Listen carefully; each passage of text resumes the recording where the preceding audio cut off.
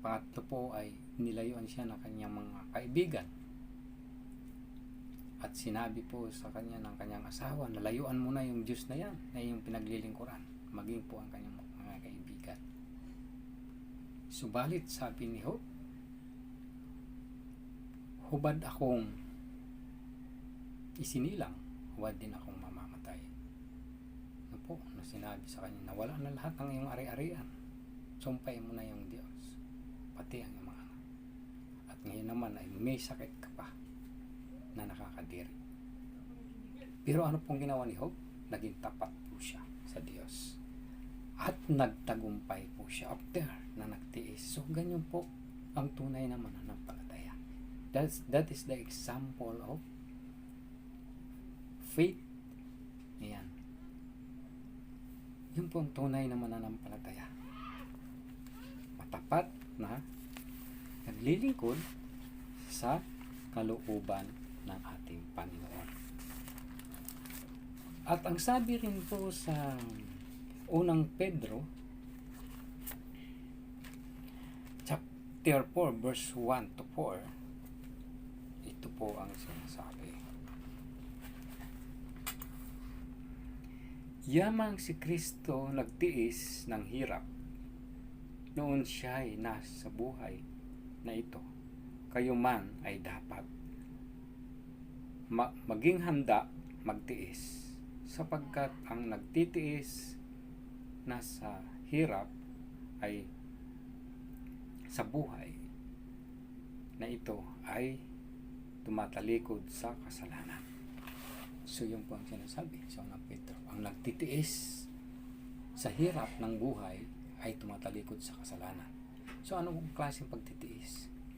Ito po yung kahit na anong mangyari, pinaninindigan mo po yung pananampalataya.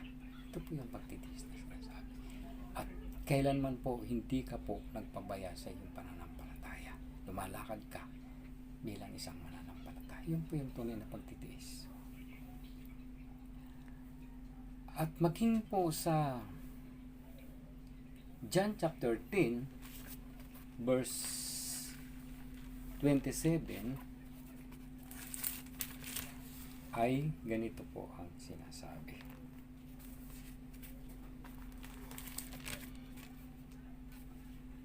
Ayan.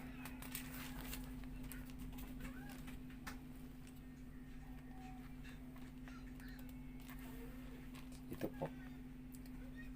Nakikinig sa akin ang aking mga tupa at nakikilala ko sila at sumusunod sila sa akin. Ayan po sa John 20.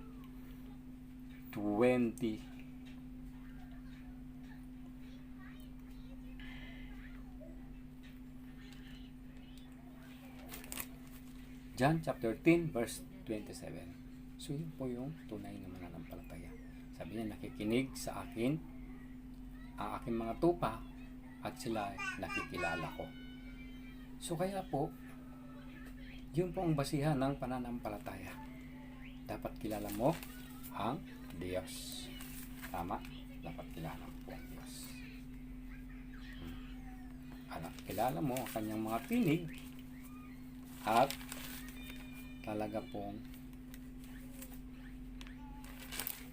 nakikilala mo siya.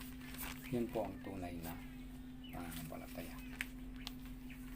Kaya nga po mababasa din natin sa Matthew 7 verse 22 ng ganito. Sa araw ng Panginoon, sa araw ng paghuhukom, marami ang magsasabi sa akin, Panginoon, hindi po ba sa inyo pangalan ay nangaral kami, nagpalayas kami ng mga demonyo, at gumawa ng mga kababagalagan? Ngunit sasabihin ko sa kanila, hindi ko kayo kilala, lumayo kayo sa akin. So, di mo ma. So, ibig sabihin ng pananampalataya ay hindi lamang nagpe-perform, kundi sumusunod sa tunay na kalooban ng ating Panginoon.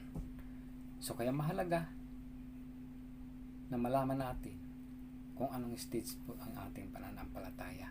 Kaya mahalaga po na malaman natin na ang tinatanggap, ang tunay na mananampalataya ay yung talagang sumusunod sa kanyang kalooban at nakikinig sa kanyang Panginoon.